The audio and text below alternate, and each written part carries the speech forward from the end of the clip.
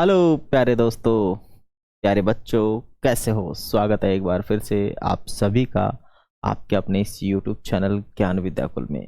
प्यारे बच्चों, दोस्तों, आज के इस वीडियो में हम पढ़ने वाले हैं, सीखने वाले हैं कक्षा 7 न्यू NCERT 2025 की जो न्यू बुक आई है उसका हम अध्ययन करेंगे, साइंस का। और काफ़ी इंटरेस्टिंग और रोमांचक चीज़ें सीखने वाले हैं। काफ़ी मज़ा आने वाला है वीडियो में। यदि आप लोग पहली बार जुड़े हैं तो चैनल को लाइक कर दीजिए, शेयर कर दीजिए और सब्सक्राइब कर लीजिए। चलिए सीखते हैं और अध्ययन करते हैं आज के अपने इस न्यू चैप्टर, विज्ञान का निरंतर बढ़ता संसार। मानी पूरा जो संसार है विज्ञान की चीजों से हावी होता जा रहा है। मतलब हर एक जो मनुष्य है डिपेंडेंट है ऑन द साइंटिफिक थिंग्स, माने वैज्ञानिक चीजों पर। जैसे आप समझ लीजिए कि हम अभी जो पढ़ रहे हैं वो भी ऑनलाइन पढ़ रहे हैं, ठीक है, इंटरनेट से पढ़ रहे हैं। इंटरनेट किसकी देन है? विज्ञान की देन है। समझे नहीं समझे? मैं जो बोल रहा हूं ये माइक्रोफोन भी विज्ञान की देन है। मैं जो जहां पढ़ा रहा हूं ऑनलाइन वो भी विज्ञान की देन है। काफी सारी ऐसी जो चीजें हैं मेरे आसपास रखी हैं, सब कुछ विज्ञान की ही देन है, मैक्सिमम चीजें। आ जाइए आज हम करते हैं और पढ़ते हैं इसको।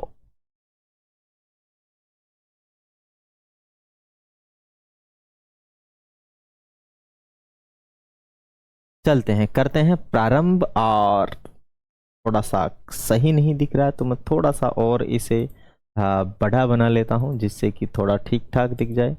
ऐसी कोई दिक्कत होगी तो हम इसे ठीक बना लेंगे, है ना। चलिए तो करते हैं प्रारंभ, विज्ञान का निरंतर बढ़ता संसार। हम आशा करते हैं कि आप कक्षा 6 की पाठ्य पुस्तक जिज्ञासा के साथ अपने रोमांचक अनुभवों को बहुत आनंद लिया होगा।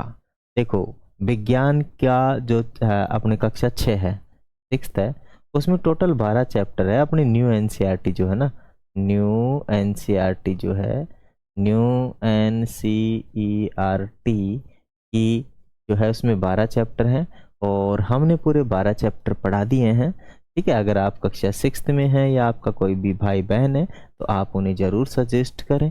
ठीक है, और सॉल्यूशन भी जल्द हम उसका प्रोवाइड करवाने वाले हैं। अगर आपने भी नहीं पढ़ा है तो एक बार जरूर जाके देखें, पर आप 7वीं में पढ़ के ही आए होंगे। चलिए अब आप विज्ञान के इस अनूठे संसार की अपनी यात्रा को आगे बढ़ाने के लिए तैयार होंगे। यह केवल तथ्यों से भरी एक पाठ्य पुस्तक नहीं है।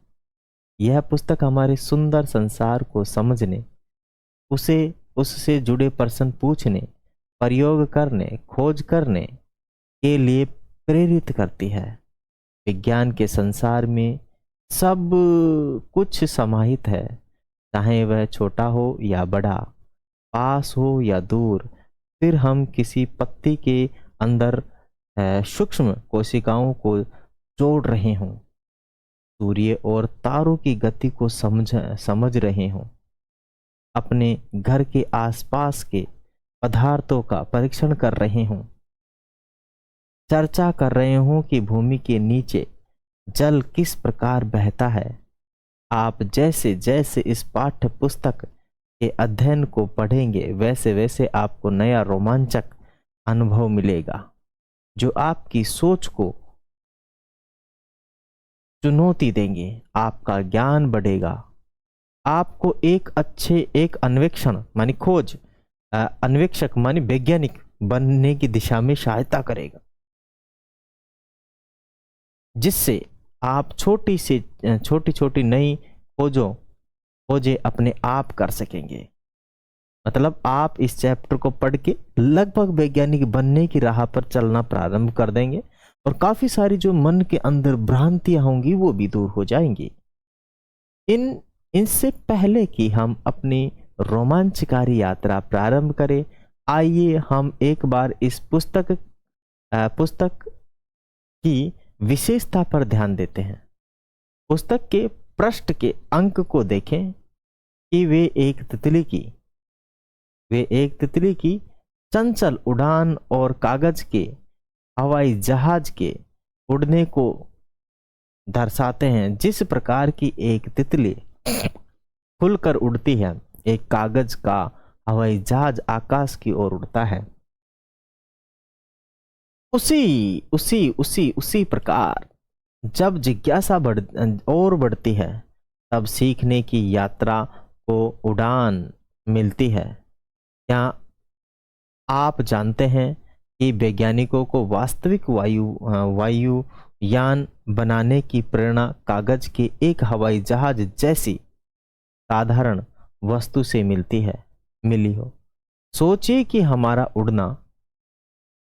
उड़ान भरने का सपना कैसे साकार हुआ। इस कार्य हेतु आरंभिक शोधकर्ताओं द्वारा पक्षियों के पंखों के अध्ययन से लेकर आधुनिक अभियंताओं द्वारा सरल परीक्षणों एवं प्रयोगों से विमान की अभिकल्पना हुई। अतः आप जैसे ही प्रत्येक पृष्ठ को पलटें, अपनी कल्पनाओं को उड़ान भरने दें, जिससे आपको नए विचार मिले। आप नई खोज करें, आपको आकाश को छू लें। आइए देखिए, एक चिड़िया उड़ रही है इधर, और एक छोटी मुन्नी जो है कैसे उड़ा रही है एक कागज का हवाई जहाज बनाकर। चलिए, जैसे ही हमने कक्षा 6 में पढ़ा था कि विज्ञान एक प्रक्रिया है। खोज करना केवल एक नए तथ्यों को ढूंढना अथवा प्रकृति की विभिन्न वस्तुओं को जानना मात्र नहीं है। अतः यह एक प्रकार की सोचने की विधि है, जिसे जिज्ञासा और प्रश्न पूछने को उत्साहित किया जाता है। देखो भाई, अगर हम पढ़ रहे हैं तो हमें प्रश्न पूछना पड़ेगा। अगर हम प्रश्न पूछेंगे नहीं तो सीखेंगे नहीं। इसीलिए यहाँ पे बार बार इस चीज पर जोर दिया जा रहा है कि भाई आप कोई सी भी क्लास में आप प्रश्न पूछें। अज्ञात को जानने का प्रयास किया जाता है। अब कक्षा 7 में हम और गूढ़ प्रश्न पूछने का प्रयास करेंगे, जैसा कि यह संसार कैसे चलता है, हमारे आसपास जो घटनाएं होती है वे ऐसे ही क्यों होती है, प्रकृति में हम जो प्रतिरूप देखते हैं उसमें हम क्या सीखते हैं। यह सब करने के लिए हमें इस पुस्तक से बाहर निकलना होगा, संभवतः कक्षा से भी बाहर निकलना होगा, और विभिन्न क्रियाकलापों द्वारा प्रयोगों के माध्यम से संसार का अनुभव करना होगा। हम आशा करते हैं कि आपके ये अनुभव इन रोमांचक और रोचक होंगे। अपितु इस ग्रह पर हमारे स्थान को जिस वातावरण में हम रह रहे हैं उसे गहराई से समझने में सहायक सिद्ध होंगे। हमें विश्वास है कि इससे आपको विज्ञान को एक निरंतर खोज की प्रक्रिया के रूप में देखने में सहायता मिलेगी। उत्तरदायित्वों को समझने में भी सहायता प्राप्त होगी। एक युवा जिज्ञासु वैज्ञानिक के रूप में भी आप शीघ्र ही देख पाएंगे कि मानवीय गतिविधियां प्रकृति में होने वाली प्रक्रिया से किस प्रकार संबंधित है, और जिस समाज में हम रहते हैं उससे किस प्रकार जुड़े हुए हैं। हमें आशा है कि आप यह भी सीख पाएंगे कि विज्ञान किस प्रकार पर्यावरण संबंधित चुनौतियों को हल करके एक उपयुक्त संसार बनाने में भूमिका निभाता है। आइए हम पुनः इस पुस्तक पर वापस आते हैं, और इस पुस्तक में आप भौतिक विज्ञान, रसायन विज्ञान से लेकर जीव विज्ञान तथा भूविज्ञान तक विज्ञान के विभिन्न क्षेत्रों के विभिन्न विषयों को पढ़ेंगे।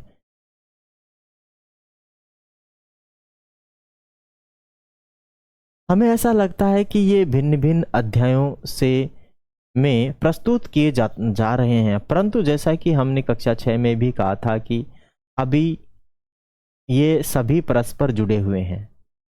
किसी एक क्षेत्र के वैज्ञानिक विचार प्राय अन्य क्षेत्रों में भी खोज को प्रोत्साहित करते हैं, कम से कम दूसरे क्षेत्र में प्रश्न पूछने की अनुमति तो देते ही हैं। अतः आइए इस वर्ष की अपनी पाठ्यपुस्तक की यात्रा का शुभारंभ करते हैं। हम अपने आसपास के पदार्थों के गुणधर्मों को देखने से प्रारंभ करेंगे। हम अधिकांश उनके विषयों में जानेंगे जिनका हम अनुभव तो करते हैं, परंतु शायद ही उन प्रश्न पूछते हैं। कुछ फल खट्टे क्यों होते हैं। अब हम अपने विद्यालय के गणवेश मानी वर्दी पर लगे हल्दी के दाग धोते तो क्या होता। आइए करते हैं हम अपने इस चैप्टर की शुरुआत। फिर हम आगे बढ़ेंगे और कुछ विद्युत बैटरियां, तारों और बल्बों के साथ प्रयोग करते हुए पदार्थों के कुछ अन्य प्रकार के गुणों को जानने का प्रयास करेंगे। बल्ब को प्रकाशित करने के लिए हमें किसी प्रकार के पदार्थ की आवश्यकता होती है। इससे हमें पदार्थ का उनके गुणधर्मों के आधार पर वर्गीकरण करने में सहायता मिलेगी। हम धातुओं एवं अधातुओं के संसार में प्रवेश करेंगे। हम अपने अनुभवों से जानते हैं कि टॉर्च की बैटरी अंततः समाप्त हो जाती है और पुनः उपयोग में नहीं लाई जा सकती। आगे हम यह जानने का प्रयास करेंगे कि हमारे आसपास किस प्रकार के परिवर्तन होते रहते हैं। कुछ परिवर्तन स्थायी होते हैं और कुछ अस्थायी होते हैं।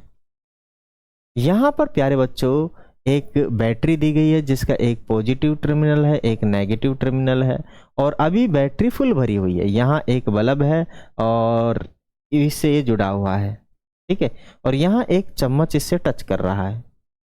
अगर इस बैटरी के अंदर पावर है तो ये इस बल्ब को ऑन करेगी और जब तक ये बैटरी डिस नहीं रहे हो जाएगी तब तक ये जलता रहेगा, ठीक है। और जैसे डिस हो जाएगी फिर इसे चार्ज करना पड़ेगा।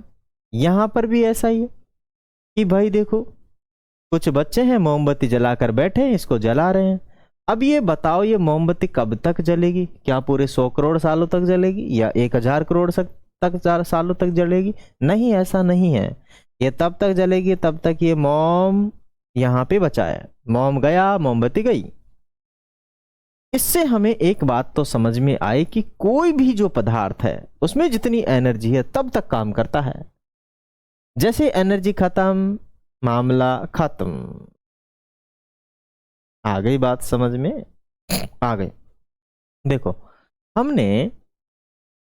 हम देखते हैं कि बैटरियां समाप्त हो जाती है, बर्फ पिघलकर जल बन जाती है। अब देखो इस पहाड़ पर काफी सारा बर्फ होगा लेकिन अभी कुछ नहीं है, मतलब जो बर्फ गिरा था वो क्या बन चुका है? पानी बन चुका है। कहने का मतलब जब इसको एनर्जी मिली तो बर्फ गए।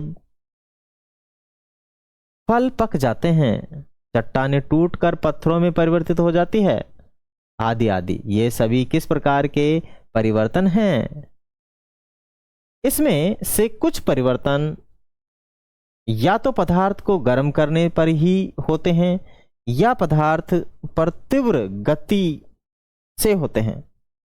इसके साथ हम देखेंगे कि ऊष्मा किस प्रकार प्रवाहित होती है, चाहे वह गिलास में रखे एक बर्फ के टुकड़े का पिघलना हो अथवा किसी ग्लेशियर का पिघलना। जल सर्वत्र व्याप्त होता है। सूर्य से आ रही गर्मी के कारण यह समुद्रों से वाष्पित होकर वर्षा के रूप में नीचे गिरता है, पृथ्वी में रिसता है। पृथ्वी में क्या होता है? रिसता है। देखो भाई साहब, बारिश हो रही है, समुद्र में जाएगा पानी, कुछ यहाँ पृथ्वी के अंदर भी रिस जाएगा, जो गड्ढों में हो पृथ्वी के अंदर चला जाएगा। पृथ्वी के अंदर पानी की यदि कमी है तो, जहां सूखी जमीन है तो, चलिए यहाँ पर दिखाई दे रहा है अपने पास सूर्य, सूर्य के पास दिखाई दे रहा है अपने को एक पेड़ कह सकते हैं, पौधा कह सकते हैं, पौधा है और पौधे पे लगा हुआ है शायद सूरजमुखी का फूल। तो ये दिख रहा है जैसे ही सूरज निकलेगा सूरजमुखी की तरफ मुड़ जाएगा क्योंकि इससे मिलेगी इसको एनर्जी। ये परिवर्तन हमारे आसपास के केवल उन्हीं पदार्थों में होते हैं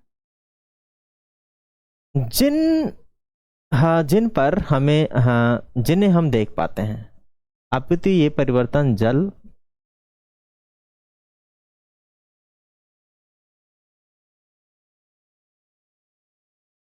अपितु ये परिवर्तन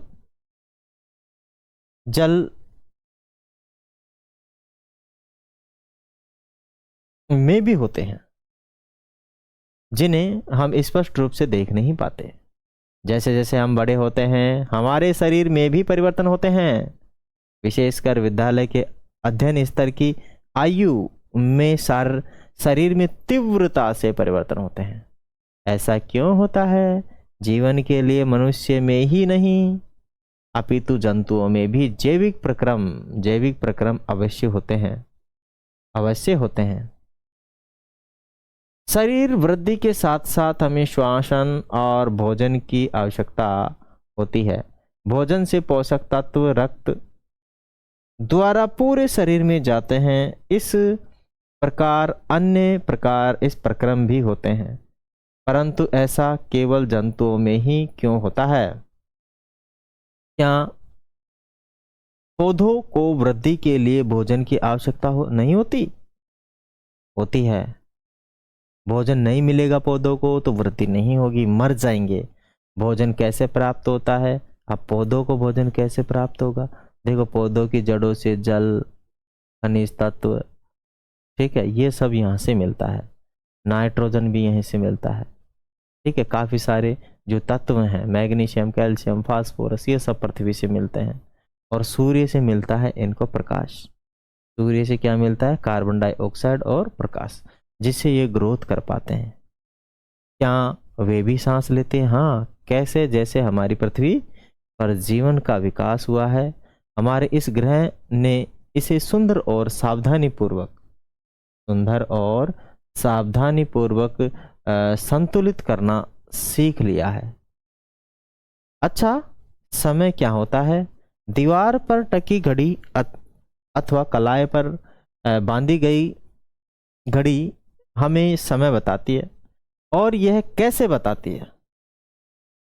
यह भी हम सुबह विद्यालय जाने के लिए तैयार होते हैं। हम भी सुबह विद्यालय जाने के लिए क्या होते हैं? तैयार। और रात में सोने के लिए तैयारी करते हैं। परंतु क्या आपने कभी सोचा है कि हम समय को कैसे मापते हैं? कोई क्रिया कितनी तीव्रता से होती है? विद्युत से चलने वाली घड़ियां डिजिटल घड़ियों के युग से बहुत पहले प्रारंभ में मनुष्य सूर्य के कारण बनने वाली वस्तुओं की परछाई को देखते थे और परछाई की स्थिति देखकर समय बताते थे। प्रकाश और परछाई केवल छाया, पुतली अथवा समय बताने के लिए ही उपयोग नहीं, अपितु प्रकाश हमें देखने में भी सहायता करता है। वर्तमान में हमें प्रकाश उत्पन्न करने की अनेक विधियां विकसित कर ली है, जिससे हम रात में सूर्य के प्रकाश के बिना भी किसी वस्तु को पढ़ सकते हैं। इससे भी अधिक महत्वपूर्ण यह है कि प्रकाश की प्रकृति के विषय में प्रश्न पूछने से हमें ब्रह्मांड की एक गहरी समझ प्राप्त हुई है।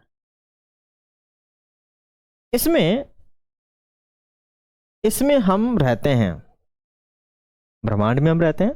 प्रकाश और परछाई केवल घर में हमारे आसपास की वस्तुओं तक ही सीमित नहीं है।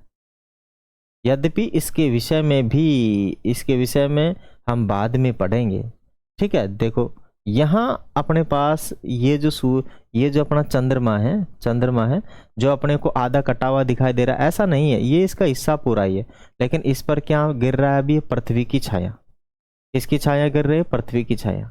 ठीक है, पृथ्वी की छाया। आप देखो यहाँ से सूर्य देखो इधर है और इधर आधे हिस्से में प्रकाश दिख रहा है, मतलब आधे हिस्से के अंदर अभी रात हो रहा है। ठीक है, और जिधर दिख रहा है उधर दिन हो रहा है, जिधर दिख रहा है उधर क्या हो रहा है बाबू मेरे? दिन हो रहा है। ठीक है ना, क्या हो रहा है? दिन हो रहा है, दिन हो रहा है। चलिए मैं पानी पी लेता हूं। और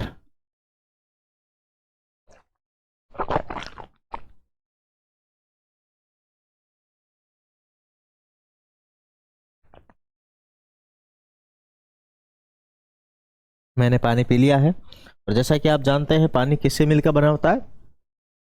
हाइड्रोजन और ऑक्सीजन से। मानी हाइड्रोजन के तो 2 परमाणु होते हैं और ऑक्सीजन का 1 परमाणु मिलकर, ठीक है, हाइड्रोजन के कितने? हाइड्रोजन जो है, हाइड्रोजन के 2 परमाणु, ऑक्सीजन का 1 परमाणु मिलकर जल का निर्माण करते हैं।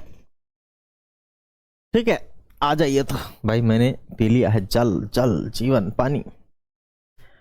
पृथ्वी चंद्रमा की भी परछाई बनती है, पृथ्वी और चंद्रमा दोनों की परछाई बनती है, जिससे ग्रहण जैसी रोचक परिघटनाएं होती है ना। सूर्य ग्रहण और चंद्र ग्रहण होते हैं ना, वो यही परछाई के कारण ही होता है।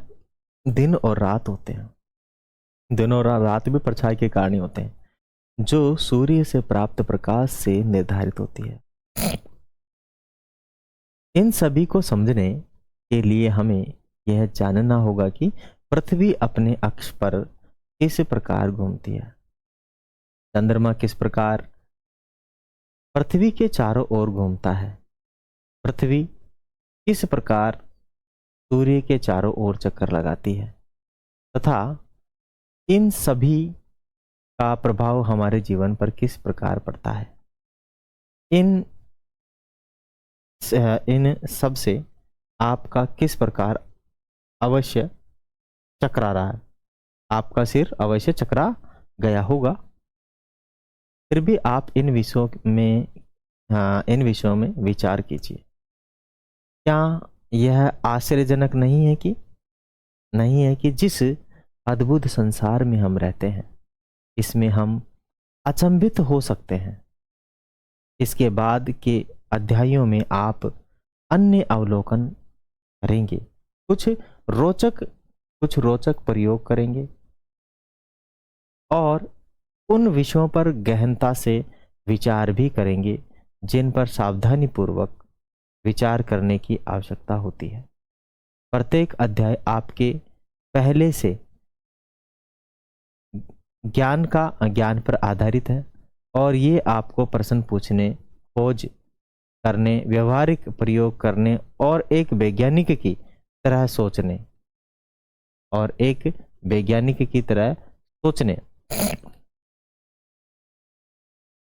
के लिए प्रोत्साहित करते हैं। आप पाएंगे कि जो प्रयोग हमारे विचार से होने वाली घटना की पुष्टि करते हैं, प्रतीत होते हैं, वे भी कुछ अतिरिक्त प्रश्नों को जन्म देती है और उनके लिए अधिक उपयोगों और अधिक प्रश्नों की आवश्यकता हो सकती है।